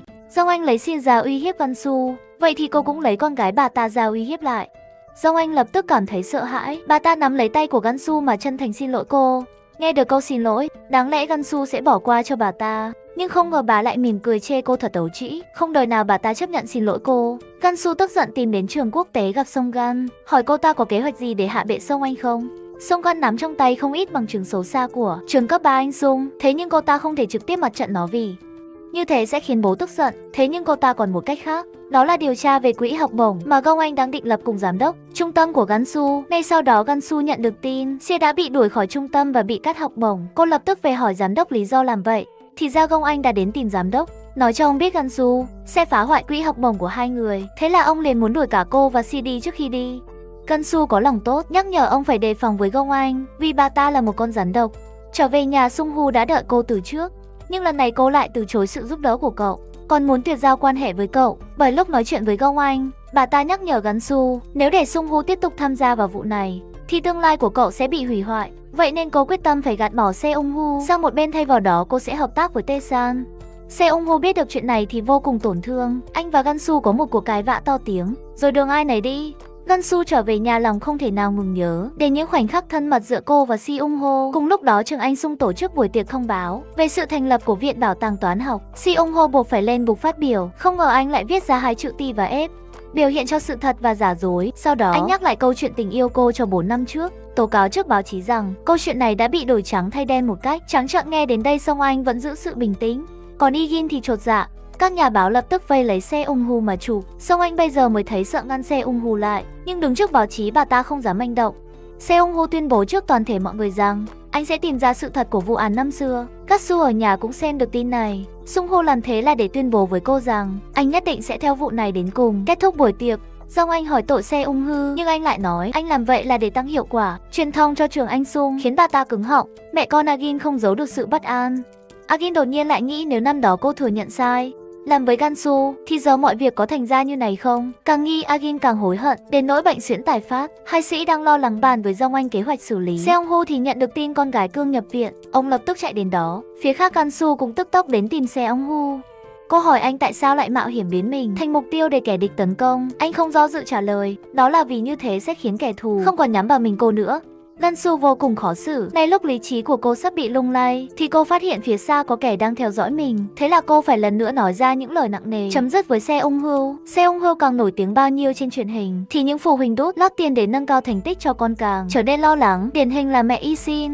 Cuối buổi, bà ta ở lại gặp riêng Gong Anh để cầu xin sự giúp đỡ. Vô tình mẹ Gin phát hiện ra móc khóa túi sách phiên bản giới hạn của Gong Anh, giống hệt kiểu mà chồng tặng mình. Trở về, bà liền lôi chồng đến hỏi cho ra nhé. Dù mẹ Gin nắm trong tay đoạn ghi âm, nhưng đó chỉ là những cuộc nói chuyện bình thường giữa nghệ sĩ và Gong Anh. Nghệ sĩ bực tức vì bị vợ theo dõi nên mặc kệ bà mà bỏ về. Trở lại với Sung Hu, bài phát biểu của anh bị bố mẹ xem được. Họ không muốn con trai vướng vào rắc rối và dây dưa với cô giáo. Thế nhưng Sung Hu nhất quyết làm theo suy nghĩ của mình. Thế là hai bố con lại cãi nhau to ở trường. Đám con nhà giàu giá sức bàn tán về Sung Hu và Gu. Su kia không nhịn nổi nữa, đứng ra cãi tay đôi với chúng. Gina thấy thế liền khui ra chuyện. Gina cũng học ở trung tâm mà Gansu dạy. Vì bài phát biểu có sức ảnh hưởng lớn nên Sung Hu bị nhà trường kỷ luật, có thể anh sẽ bị buộc thôi việc. Gina biết tin liền đến khiêu khích Gina. Anh ngờ bị cô bé mắng cho không thể đáp trả. Cuộc sống của Gansu cũng bị ảnh hưởng không ít. Mẹ Agin không biết lấy thông tin ở đâu mà đến tận cửa nhà cô gây sự. Trong khi đó, Agin bị Gong Anh gọi đến làm một giao dịch. Bà ta cho cô những bức ảnh chụp chung của Gansu và Sung Hu. Giờ bà giao nó cho cô toàn quyền xử lý. Mặt khác, Gansu đến gặp Gong Gun, giao cho cô ta thứ hữu ích sẽ giúp cô ta đánh thắng chị gái. Việc Gong Gun cần làm là tìm ra bằng chứng. Gong Anh cắt xén tiền của quỹ bỏ vào túi riêng. Gansu không ngờ Gong Gun còn gọi cả Tae-san đến đây. Mẹ Tae-san rất thích Gong Gun nên cô ta có thể đắc ý trước mặt Gansu. Nhưng Tae-san thì không cho cô ta mặt mũi. Anh nói thẳng mình không muốn kết hôn với cô. Gansu không muốn liên quan đến chuyện hai người nên giờ đi trước. Cô vô tình để quên điện thoại, tạo cơ hội cho Tae-san sẽ gặp lại cô. Cùng lúc đó, Sung Hu đến gặp đám bạn cũ. Lác trưởng cố tình hỏi anh còn thích cô. Gansu không để cho Igin ngồi sau nghe mà chết tâm. Không ngờ khi nghe được câu trả lời của Sung Hu là có, Igin vẫn chạy theo tỏ tình với anh. Sung Hu không cho đó là thích mà đó là ích kỷ, là ghen tị. Igin cứng họng. Lác trưởng không nỡ nhìn cô đau lòng nên lôi cô ra ngoài. Mặt khác, Gansu về đến nhà mới phát hiện mình quên điện thoại. Cùng lúc đó, Sung Hu lo lắng gọi điện cho cô, nhưng người nhận máy lại là Tae-san. Anh trực tiếp phi xe đến tìm Tae-san, hỏi anh ta vì sao lại giữ điện thoại của Gansu. Tae-san không trả lời mà trách Seung Hu phát biểu ngu ngốc. Nếu sự thật ấy không thể chứng minh thì Gansu sẽ bị dư luận công kích và phải chịu tổn thương thêm. Lần nữa Seung Hu không dễ bị lung lay. Anh lấy lại điện thoại rồi chạy đến chung cư của Gansu. Đứng ở trên nhà, Gansu thấy có kẻ đang chụp lén Seung Hu. Cô lo lắng lập tức chạy xuống thì gặp anh giữa đường. Cô Lê Su nhắc nhở Seung Hu anh đang bị theo dõi. Anh trả lại điện thoại cho cô, rồi dẫn dụ kẻ theo dõi đi ra chỗ khác. Đến một ngã rẽ hắn ta để mất dấu Seung Hu. Trong con hẻm chỉ còn mô tô của anh. Bất thình lình Seung Hu chạy ra giật lấy máy ảnh. Hai người giằng có quyết liệt. Nghe thấy tiếng cảnh sát ở phía xa, kẻ theo dõi giật mình quánh ngất Seung Hu. Anh được cảnh sát đưa vào viện. Jun Su biết tin lập tức chạy đến. Nhìn Seung Hu bất tỉnh trên giường bệnh, cô xót xa bật khóc. Tự trách vì mình mà cậu thanh niên này mới vướng vào nguy hiểm. Cũng may Se Ung Hu chỉ bị thương ngoài da nên sớm tỉnh dậy. Gansu lái xe đưa anh về nhà. Cô không nói đến chuyện vừa xảy ra, chỉ nhắc nhở anh hãy giữ an toàn. Hôm sau Sung Hu đến tìm thầy giáo toán. Anh mong ông hãy sớm nói ra hết sự thật về tội lỗi của ông lẫn tội của cô hiệu trưởng, nếu không bọn họ sẽ đổ hết tội cho ông. Thầy giáo toán đương nhiên hiểu rõ điều này, nhưng ông ta không dám tố cáo. Ở phía khác, thầy hiệu phó nhận lệnh của Song Anh, tìm đến một phóng viên chuyên viết bài bôi nhọ người khác ông kẻ phong bì hối lộ trong quyển sách, mong phóng viên lên bài bôi xấu Se Ung Hu. Khi này anh đang đến gặp mặt Agin, cho cô ta biết ngày mai mình sẽ đi tố cáo toàn bộ mọi chuyện. Agin vẫn cố chấp khuyên Siam Hu không nên để Gansu lợi dụng, nhưng bị anh trực tiếp tạt gáo nước lạnh rằng anh chỉ yêu Gansu chứ không phải Agin. Sau câu này Agin hoàn toàn biến chất. Cô ta sẽ lợi dụng tấm ảnh trong anh gửi để hạ bệ Gansu. Khi này Gansu đang ở cùng Sia thì nhận được cuộc gọi khẩn của y tá. Cô lập tức chạy đến viện dưỡng lão. Tình hình của bố cô ngày càng trầm trọng. Ông không ăn cơm mà chỉ cắm đầu vào giải toán. Ông hỏi con gái bài toán mà cô cảm thấy phiền não đã giải được chưa. Gosu bất giác trả lời cô, sợ rằng khi cô tiếp nhận bài toán ấy thì cô sẽ yêu nó. Sung Hu chính là một bài toán như vậy. Phía khác, anh nhận được tin báo của Sia thì cũng cấp tốc chạy đến viện dưỡng lão. Gansu vừa thấy anh liền bối rối bỏ đi. Sung Hu đuổi theo cô, anh kéo cô ra một góc rồi ôm chặt lấy cô, như thể sợ cô sẽ đi mất. Sung Hu muốn thay Gansu giải quyết bài toán khiến cô đau đầu. Anh sẽ khiến cho tất cả những người hãm hại họ phải trả giá, sẽ không ai có quyền phán xét khi thấy anh và cô ở bên nhau nữa. Thế nhưng Gansu lại dứt khoát từ chối tình cảm của Sung Hu. Nếu tình yêu của họ là một bài toán thì ngay từ đầu đã sai đề. Cố gắng tìm ra đáp án cũng là vô ích. Hôm sau Sung Hu làm đúng như những gì anh đã nói, mang chứng cứ đến đồn cảnh sát tố cáo Dong Anh. Bỗng nhiên tên phóng viên nhận hối lộ ngăn anh lại. Hắn ta phát đoạn ghi âm Sung Hu thừa nhận yêu Gansu. Đây là câu hôm qua anh nói với Agin và bị cô ta ghi âm lại. Gã phóng viên liên tục công kích Se Ung Hu, cho rằng anh yêu cô giáo từng bị đuổi khỏi trường nên giờ mới tìm mọi cách đổ tội cho cô hiệu trưởng trường Asang. Se Ung Hu hoang mang giây lát rồi vẫn vào đồn nộp đơn tố cáo. Sau khi ra ngoài, anh cố giữ cho mình sự bình tĩnh trước lời nhục mạ của gã phóng viên. Cùng lúc đó, trong cuộc họp bổ nhiệm người kiểm soát quỹ, Dong Gan cũng đứng lên tố cáo chị gái lợi dụng quỹ học bổng trường Asang. Cô ta cho phát những bằng chứng mà Junsu đưa cho mình. Quả nhiên cú tát này khiến Dong Anh xanh mặt. Cô ta xin được giải thích nhưng bị bố gạt đi. Ông muốn tự mình điều tra việc này. Nếu vụ này là thật thì ông sẽ bãi chức hiệu trưởng của Gong Anh. Bà ta cam phận nhất quyết không cho điều này xảy ra. Vậy nên cố tình ở lại sau cùng để thuyết phục bố rằng số tiền được trích ra từ quỹ dùng để làm chi phí cố vấn cho phụ huynh hoàn toàn không hề chảy vào túi Gong Anh. Bà ta còn cho rằng chỉ có lý tưởng của mình mới có tư cách thay bố tiếp quản trường Asang, còn Gong Gan sẽ không bao giờ làm được điều đó. Hai chị em nhà này đều có độ điên giống nhau. Để trả thù nhau mà không ngần ngại đạp ga lao về phía đối phương. Sau cùng Gong Gan phải chịu thua, bảy tay lái sang hướng khác. Gong Anh giành chiến thắng thì điên cuồng cười lớn. Đoạn phim Seo Eun Gu bị phóng viên vây kín trước đồn cảnh sát được Agin gửi cho Gansu. Cô lập tức đến tìm cô ta. Trước đây Gansu từng nghĩ sự xấu xa của Agin là do người lớn tác động, nhưng giờ cô mới hiểu có những đứa trẻ sinh ra đã mang lòng ganh ghét với người khác. Vậy nên Se Ung Thư bị vậy là do Agin hại, chứ không phải lỗi của Gatsu. Agin bị nói cho tức nghẹn, cô điên cuồng lái xe của lớp trưởng phi như bay trên đường bộ. Cậu phải giành tay lái thì chiếc xe mới dừng lại. Agin thừa nhận Gansu nói đúng. Sự đố kỵ của cô đang tự làm đau trái tim mình. Gansu càng đọc báo càng lo cho Se Ung Ho. Cô không liên lạc được với anh nên vội chạy ra ngoài tìm. Không ngờ anh đã ở dưới sảnh chung cư đợi cô. Se Ung Ho bị tình yêu làm cho yếu đuối. Anh ôm chặt lấy Gulesu, cầu xin cô hãy rời khỏi nơi đau thương này với anh. Gulesu lần đầu tiên đáp ứng yêu cầu này. Cô lái xe đưa anh ra khỏi thành phố. Hôm sau, Sung Ho thấy mình tỉnh dậy trong một căn phòng xa lạ. Không thấy Gansu đâu, anh chạy khắp nơi tìm. Cuối cùng thấy cô đang đốt lửa ngoài sân nơi này. Rất yên tĩnh, lại còn có tuyết rơi, là địa điểm thích hợp có thể chữa lành cho hai con người chịu tổn thương. Cả hai cùng nấu một bữa cơm thật ngon, cùng ăn cùng nói cười vui vẻ. Cũng trong lúc này, nghị sĩ đứng trước báo chí bãi bỏ đơn tố cáo của Sung Hu. Ông ta đang hùng hổ khẳng định con gái mình không gian lận thì thầy giáo toán bước vào. Nghị sĩ buộc phải dừng phát biểu ra ngoài. Gặp riêng thầy giáo toán, ông thầy này ngựa quen đường cũ, muốn nghị sĩ trả tiền bịt miệng cho mình.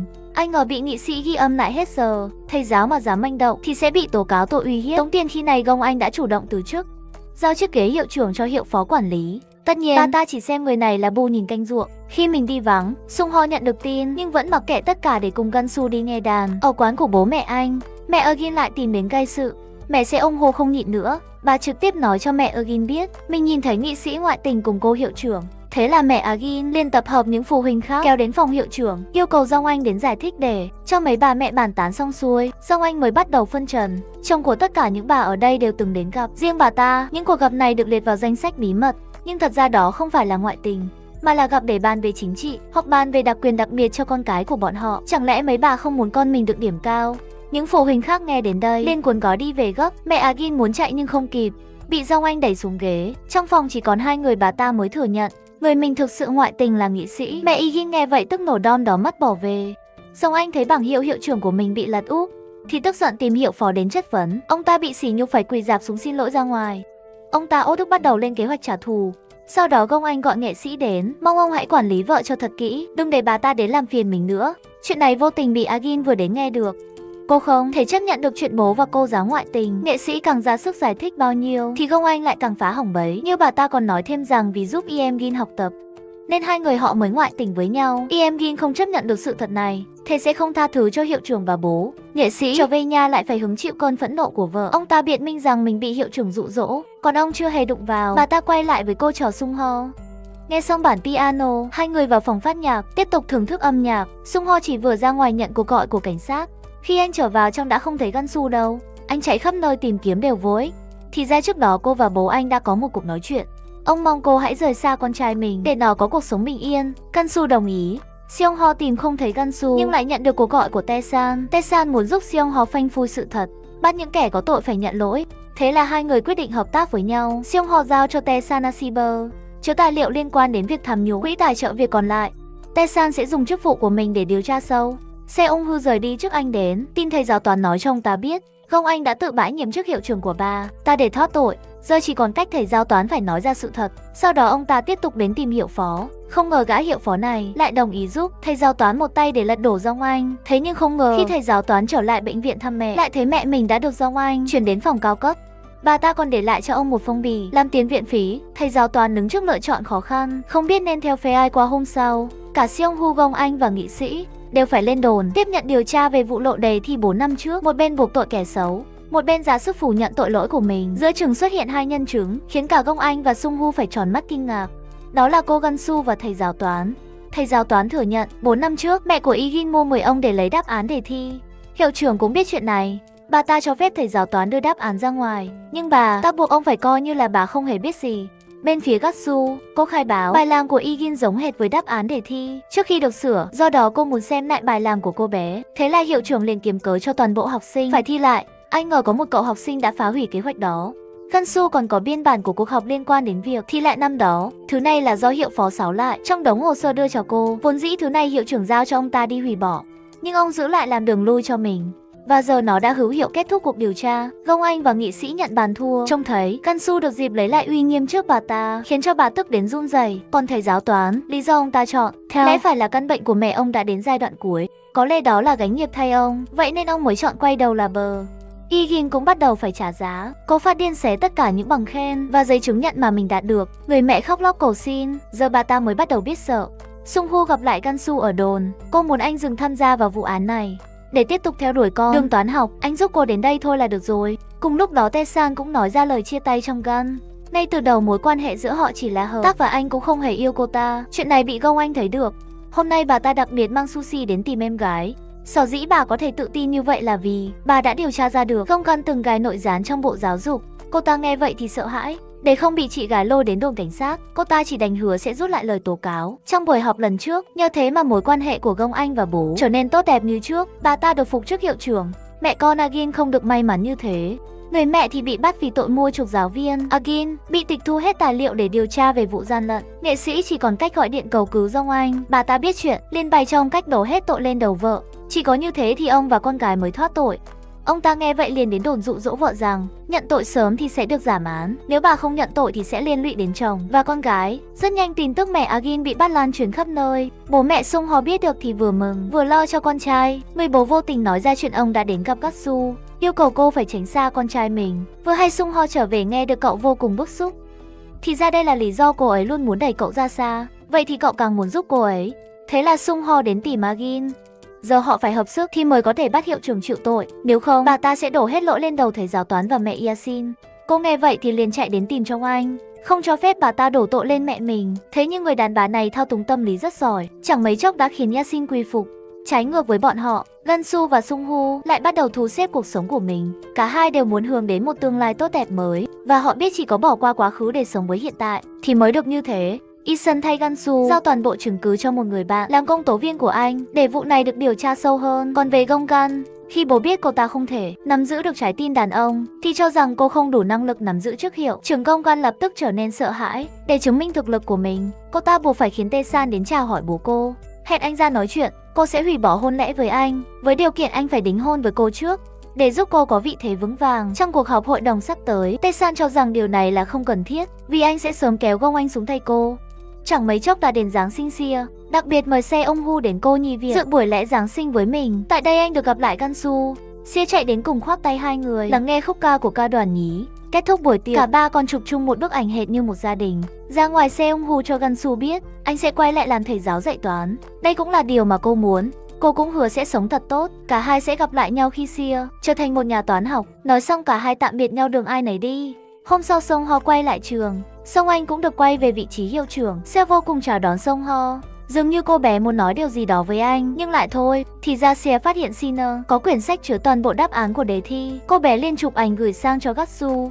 Gansu cũng từng cho Sia một cuốn sách có bìa y hệt. Nó được đóng dấu bởi trung tâm. Phải chăng trung tâm lén in đáp án cho con nhà giàu của trường Asang? Gansu không khỏi nghi ngờ hai học sinh trong diện đặc biệt. Cô liền mang hình ảnh cuốn giáo trình đến tìm giám đốc chất vấn. Tất nhiên ông ta phủ nhận tại trường học Gina. Vào lớp thì nhận được tin nhắn tố cáo cô ta có đáp án của đề thi. Thế là cô liền tìm đến nơi hẹn gặp. Một lúc sau, chỉ thấy học sinh bù đồng trước phòng mỹ thuật. Bên trong là Sia bị ai đó quánh ngất. Seong-hu lập tức gọi cấp cứu rồi đi cùng cô bé. Anh gọi điện báo tin cho Gansu, nhưng cô tắt máy vì đang bận chất vấn giám đốc. Cô khẳng định mình không ngại đối đầu với ông ta và Gong Anh. Một lúc sau Gansu mới ra ngoài. Đọc được tin nhắn, cô vô cùng hốt hoảng chạy ngay đến bệnh viện. Tình hình của Sia vô cùng nguy cấp, phải phẫu thuật gấp. Trong lúc ngồi chờ, Gansu nhớ ra lúc mình nói chuyện với Sia thì còn có một giọng nói khác gọi cô bé. Vậy ai đã ở cùng Sia lúc xảy ra tai nạn? Cùng lúc đó, hội đồng trường Anh Sung tổ chức cuộc họp bầu chủ. Tịch quy mới Jong Anh và Jong Gun đều được chọn, nên cả hai phải ra ngoài chờ kết quả. 30 phút sau, hai chị em cùng bước vào. Người được chọn là cô chị, khiến cô em ngậm đắng nuốt cay. Jong Anh tự hào ôm hoa và nghe những lời chúc mừng. Chưa được bao lâu thì lại nhận được tin ở trường có biến. Cảnh sát đang bao vây phòng mỹ thuật khám nghiệm hiện. Trông bà ta càng sốc hơn nữa khi biết con gái là hung thủ của vụ này. Gina run rẩy ngồi một góc, chỉ có thể làm theo lời mẹ, tỏ ra mình không biết gì. Jong Anh chạy về đến văn phòng thì khóa trái cửa. Bà bắt con gái phải kể toàn bộ mọi chuyện cho mình nghe. Sau khi nghe xong, bà ta hoàn toàn sụp đổ. Cùng lúc đó, cô giáo chủ nhiệm cũng nói những gì cô thấy cho Sung Hu biết. Thì ra trước khi Sia xảy ra tai nạn, Gina mang theo bộ dạng hậm hực tìm đến phòng mỹ thuật. Sau đó là tiếng hắc của Sia để chắc chắn hơn. Seong Hu tìm đến sở cảnh sát xem camera. Sau khi xác nhận hung thủ, Seong Hu liền gọi điện báo tin cho Gatsu. Cùng lúc đó, Song Anh cũng gọi điện cho luật sư của mình đến gặp. Thế nhưng không ngờ người mở cửa lại là hiệu phó. Theo sau ông ta là Gansu, Sung Hu và cảnh sát, khiến bà ta run rẩy. Cảnh sát cho Song Anh xem đoạn camera. Gina hốt hoảng chạy ra từ phòng mỹ thuật. Thế nhưng bà ta vẫn cố chấp phủ nhận bằng chứng này, cho rằng nó không đủ thuyết phục để buộc tội con gái mình. Cảnh sát có thể thấy rõ bà ta nhất quyết bảo vệ con gái đến cùng. Ngay sau đó, luật sư của Gong Anh cũng đến đối chất với cảnh sát. Có luật sư giỏi nên bà ta càng thêm tự tin phủ nhận tất cả. Cảnh sát chỉ đánh bỏ qua bước hỏi cung Gina. Sau khi tất cả mọi người ra về hết, luật sư mới ngồi xuống bày cho Gong Anh cách kết thúc vụ án. Đó là tìm mọi cớ để có thể giảng hòa với bên nạn nhân. Nếu không, con gái bà ta sẽ trở thành hung thủ giết người. Sự nghiệp của bà ta cũng sẽ tiêu tan. Gong Anh lúc đầu không chịu hạ thấp mình để cầu xin người khác, nhưng giờ không còn cách nào tối ưu hơn cách này. Khi này ca đã phẫu thuật xong nhưng vẫn còn hôn mê. Ngay cả bác sĩ giàu kinh nghiệm cũng không thể phán đoán khi nào cô bé mới có thể tỉnh lại. Mặt khác, Gong Anh trở về nhà liền xóa hết tin nhắn trong điện thoại của con gái. Gina khi này đã hoảng loạn tột độ, chỉ còn biết làm theo lời mẹ răm rắp. Tuy nhiên cô bé lại nhất quyết không chịu nhận mình là kẻ ra tay với Sia. Gong Anh đã không còn tin tưởng con gái. Bà ta cho rằng với tính cách của Gina thì cô chính là hung thủ. Gina bị mẹ ép buộc phải ngậm miệng lại. Phiên tòa sắp tới cũng phải tỏ ra mình không biết gì. Giờ điều bà ta mong nhất đó chính là Sia vĩnh viễn hôn mê sâu. Ngược lại, Gansu ra sức cầu nguyện cho Sia có thể vượt qua cơn nguy kịch. Hôm sau là ngày diễn ra phiên tòa. Nghị sĩ đích thân đưa vợ đến tòa án. Đứng trước báo chí, ông ta khẳng định mình không hề biết hành xấu gian lận của vợ và con gái. Điều này khiến bà vợ vô cùng uất ức. Agin ở nhà xem truyền hình trực tiếp cũng phẫn nộ. Cậu em trai muốn nói điều gì đó về việc hôm qua ở trường, nhưng rồi lại thôi. Ở biệt thự nhà Jong Anh, bà ta phát hiện ra con gái đã biến mất. Điện thoại cũng không thể liên lạc thì vô cùng lo lắng. Cảnh sát nhận được tin Gina mất tích thì cho rằng đây là cái cớ để hung thủ từ chối cung cấp lời khai, vậy nên không đi tìm. Cô bé buộc Song Anh phải chạy đến nhà em gái. Bà ta mong con gái sợ hãi nên chạy đến đây trốn, nhưng tìm thế nào cũng không thấy. Song Gun cũng không biết cháu gái ở đâu. Bên phía nhà Igin, cậu em trai của cô cũng vô cớ biến mất, chỉ để lại trên bàn tập giáo trình đáp án đề thi. Không ngờ khi này cậu bé đang ở cùng Seung Ho. Anh hỏi cậu về quyển giáo trình. Igin biết em trai mình có Nhưng thằng bé lại trả lời là không. Thêm nữa khi nhắc về tình hình của Sia, em Văn tỏ ra vô cùng sợ hãi, sau đó liền kiếm cớ rời đi. Cùng lúc đó ở trường học, Song Anh không tìm được con gái, đành triệu tập tất cả phụ huynh đến, thu lại cuốn giáo trình đáp án trước. Không ngờ toàn bộ phụ huynh đều không biết quyển sách này là đáp án đề thi, họ chỉ nghĩ đây là những bài tập nâng cao do cô hiệu trưởng biên soạn. Thế nhưng thay vì thủ tiêu, bà ta lại chọn giấu chúng vào két sắt bí mật của mình. Sau khi làm xong tất cả, bà ta lại phát điên vì không gọi được cho con. Gái bỗng nhiên Gina xuất hiện trước mặt. Bà lập tức chạy đến ôm con nhưng lại bị đẩy ra vì đó là Agin. Song Anh lo lắng đến nôi quáng gà. Lý do Agin đến đây là để hỏi về quyển giáo trình đáp án. Song Anh vừa thấy thứ này liền phát điên, muốn giành lại để xóa, nhưng bị Agin đẩy ngã. Bà ta xót xa cho chậu cây mà mình chăm sóc bấy lâu. Thứ này cũng chính là ngôi trường Anh Sung và con gái của bà ta. Nhưng giờ mọi thứ đã vỡ tan tành. Iggy nhìn bộ dạng thảm hại của Gong Anh, rồi tự nhận ra bản thân mình cũng không thể tiếp tục đi sai đường nữa. Ở phía khác, thì ra Gina lén trốn đến bệnh viện thăm Si Anh. Lúc trở về cô bé bị Gansu bắt gặp, Gina chột dạ liền bỏ chạy. Thế nhưng cô cũng lọt vào tầm mắt của Sung Hu. Anh kịp thời chạy đến cứu cô bé một mạng. Gansu không ép cùng hỏi, mà trấn an tinh thần hoảng loạn của cô bé trước. Sau khi cả ba đến nơi yên tĩnh, Gansu trực tiếp xóa những tài liệu liên quan đến Gina đi. Đây là thứ mà cô định dùng để trả thù mẹ cô bé. Kulesu chân thành xin lỗi Gina vì đã có ý định lợi dụng cô để trả thù. Thấy hai thầy cô trước mặt không cam thù và gây sức ép cho mình, Gina lựa chọn nói toàn bộ sự thật cho họ biết. Hôm đó khi nghe Ka muốn tố cáo quyển giáo trình lên Bộ Giáo dục, Gina đã liều mạng muốn giành lấy điện thoại của Ka để xóa ảnh. Thế nhưng sức của cô bé không thể giằng co lại, Ka nên liên tục bị đẩy ngã. Chiếc điện thoại bị rơi xuống sàn, Ka cúi xuống nhặt liền bị Gina đẩy văng vào tủ tượng. Cứ thế bức tượng rơi vào đầu Ka. Giờ Gina cảm thấy vô cùng hối hận, biết cô bé này đã thành tâm hối lỗi. Katsu liền đưa cô bé đến phòng bệnh thăm Ka. Gina nắm lấy tay Ka mà chân thành xin lỗi. Sau đó cô bé đến sở cảnh sát khai báo toàn bộ sự tình. Khi Gong Anh chạy đến, nghe cảnh sát nói đây là một tai nạn vô ý nên chưa thể kết tội Gina. Bà ta mới an tâm lôi con gái ra xe. Đến bây giờ bà ta vẫn không tin con gái mình vô tội, cho rằng lời khai vừa nãy là bịa đặt, còn đe dọa con gái không được khai ra quyển giáo trình đáp án sau khi xử lý ổn thỏa mọi chuyện. Bà ta mới dám chạy đến thưởng trà với bố. Người bố tưởng con gái lớn thực sự giải quyết được mớ ồn ào này vẫn sẽ giao chức chủ tịch Quy Anh Sung cho bà ta nắm giữ. Ngày diễn ra lễ nhận chức, thấy Jong Gun không dám đến, Jong Anh vui ra mặt, mà không biết em gái mình đang lên kế hoạch cùng Tae San lật tẩy bộ mặt thật của bà ta. Tae San dùng mối quan hệ trong giới công tố viên để phanh phui sự thật về việc hiệu trưởng trường Anh Sung cùng nghị sĩ chiếm dụng quỹ học bổng. Sau đó anh liên hệ với phóng viên cho lên báo vụ này gấp. Lúc toàn bộ các đại biểu đều nhất trí cho Gong Anh trở thành chủ tịch quỹ, thì bên phía nghị sĩ đọc được bài báo tố cáo mình và bà ta. Ngay sau đó, toàn bộ đại biểu cũng nhận được bài báo tương tự. Jong Anh hoang mang không còn lời nào để biện minh. Jong Gun ngồi không ở nhà hưởng lợi. Tin tức truyền đi rất nhanh nên lập tức lên thẳng kênh truyền hình quốc gia. Công tố viên đổ xô đến trường Anh Sung thu 10 bằng chứng. Jong Anh chạy về cũng là lúc công tố viên lôi được két sắt bí mật của bà ta ra. Họ yêu cầu bà phải mở két nhưng bà không chịu. Thế là họ liền chạy đi tìm chìa khóa. Cuối cùng thấy nó dưới chậu cây két sắt được mở ra. Jong Anh nhắm chặt mắt chờ án phạt. Thế nhưng bất ngờ là bên trong lại chẳng có gì. Bà ta tưởng là hiệu phó giấu đi giúp mình, nên trước khi bị bắt về đồn điều tra, bà còn ra lệnh cho ông phải gọi luật sư đến cứu mình.